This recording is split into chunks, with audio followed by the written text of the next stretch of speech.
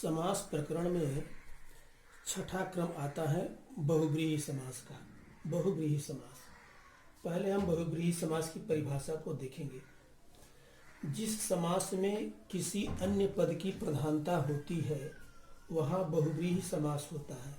अब यहाँ देखिए, अन्य पद की प्रधानता से क्या मतलब है। जैसे ये समासिक पद है, इस समास में दो पद है, पूर्व पद है पीत और दूसरा पद है अंबर। ये दोनों पद मिलकर के पीतांबर, ये समस्त पद है।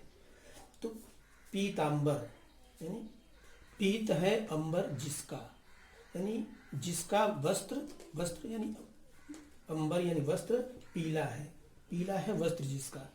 तो पीला वस्त्र किसका है? श्री कृष्ण का। यानी ये जो पीतांबर शब्द है, पीत और अंबर, पीतांबर, ये दोनों पद मिलकर के किसी अन्य अर्थ की ओर प्रकट करते हैं, यानी श्री कृष्ण को प्रकट करते हैं। अब देखिए, समस्त पद किसी अन्य पद के अर्थ की ओर संकेत करते हैं। ये जो समस्त पद है किसी अन्य पद का, अन्य पद कौन है? श्री कृष्ण, श्री कृष्ण के अर्थ की ओर संकेत करते हैं। तो इसका समास विग्रह तो हम करेंगे दोनों पदों के साथ, लेकिन अर्थ में वो किसी अन्य अर्थ को संबोधित करते हैं या उसका संकेत करते हैं।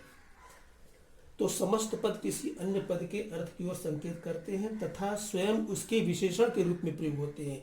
ये जो स्वयं ये समस्त पद है पीतांबर, ये दोनों पद मिलकर के ये श्री कृष्ण का विशेषण बन जाते हैं, ये विशेषण के रूप में प्रयोग होते हैं। जैसे श्री कृष्ण, कैसे श्री कृष्ण है? पीले वस्त्र वाले श्री कृष्ण, पीतांबर। ऐसे ही इस समास में विग्रह पदों के अंत में जिसका, जिसको, जिसके आदि शब्दों का प्रयोग प्रायः होता है। जैसे यहाँ पर देखेंगे पीतांबर यानी पीत है अंबर जिसका, यहाँ पर जिसका यानी पीला वस्त्र किसका है? श्री कृष्ण का, अर्थात श्री कृष्ण। ये पीतांबर जो है श्री कृष्ण के लिए प्रयोग हुआ है, न तो पीत के लिए और न अंबर के लिए। इसका ये पद जो प्रधान है पीले वस्त्र वाले श्री कृष्ण।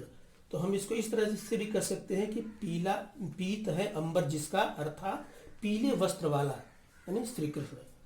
ऐसे ही लंबोदर, लंबा है उदर, उदर माने पेट जिसका, लंबा है पेट जिसका।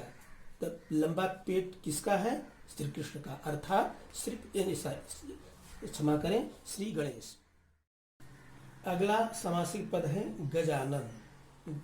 इसमें दो पद हैं, गज और आनन, यानी हाथी के समान है आनन यानी मुख जिसका, यानी हाथी के समान मुख किसका है?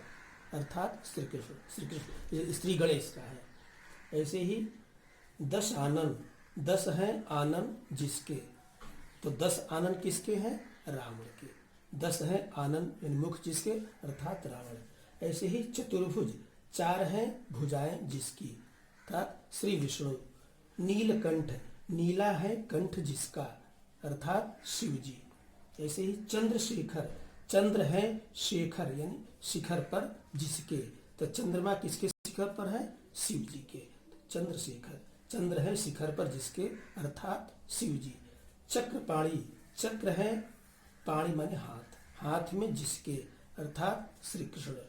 मीनाक्षी, मीन माने मछली, मछली जैसी आंखें हैं जिसकी। तो मछली जैसी आंखें किसकी है? देवी को, देवी को मीनाक्षी भी कहते हैं।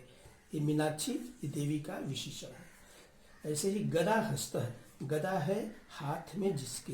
तो गदा किसके हाथ में है? भीम है।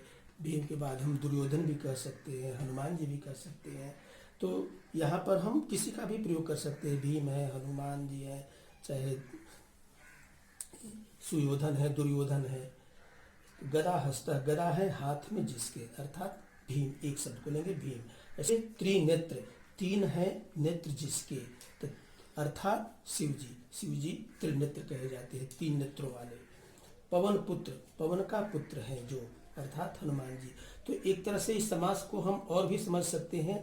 जैसे उदाहरण के लिए पीतांबर यानी पीला है अंबर जिसका, हम इसको कह सकते हैं पीले वस्त्र वाला, समझने के लिए पीले वस्त्र वाला।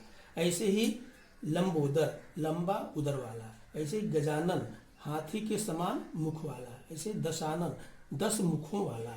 चतुर्भुज, 4 भुजाओं वाला। तो हम वाला करके भी, जैसे नीलकंठ, नीले कंठों वाला, अर्थात शिव जी। ऐसे चंद्रशेखर, चंद्रमा पर शिखर है जिसके, या चंद्रमा पर शिखर पर चंद्रमा वाला अर्थात शिव जी। तो इस तरह से भी हम वाला अर्थ करके भी हम उसका प्रयोग कर सकते हैं, इसका समास विग्रह कर सकते हैं। एक चीज और ध्यान में देने हैं, जैसे यहाँ पर जैसे पीताम्बर शब्द है, तो इसका हम समास विग्रह अगर करेंगे, पीला है जो वस्त्र, अगर ऐसे समास विग्रह करेंगे तो यह कर्मधारय समास होगा, माने एक पद विशेषण होगा और दूसरा पद विशिष्ट होगा। तो ये कर्मधारय समास का भी ये उदाहरण बन सकता है।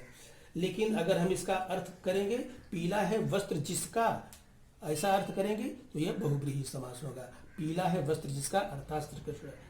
ऐसे ही जैसे देखिए यहाँ पर है 10 आनंद, 10 है आनंद जिसका, आनंद जिसके, अगर ऐसा हम समास विग्रह करेंगे तो यह रावण के अर्थ में बहुव्रीहि समास होगा। लेकिन अगर हम इसका करेंगे 10 भुजाओं का समूह, तो इसमें जो है समास होगा 10 भुजाओं का समूह, इसमें द्विगु समास हो जाएगा। ऐसे ही चतुर्भुज, अगर हम 4 भुजाओं का समूह, समूह के अर्थ में इसका विग्रह करेंगे तो यह द्विगु समास होगा। लेकिन 4 हैं भुजाएं जिसकी, तो अगर ऐसे हम विग्रह करेंगे समास विग्रह तो वह विष्णु के अर्थ में होगा। ऐसे ही नीलकंठ, नीला है कंठ जिसका या नीले कंठ वाला, ऐसा अगर समास विग्रह करेंगे तो बहुव्रीहि समास होगा।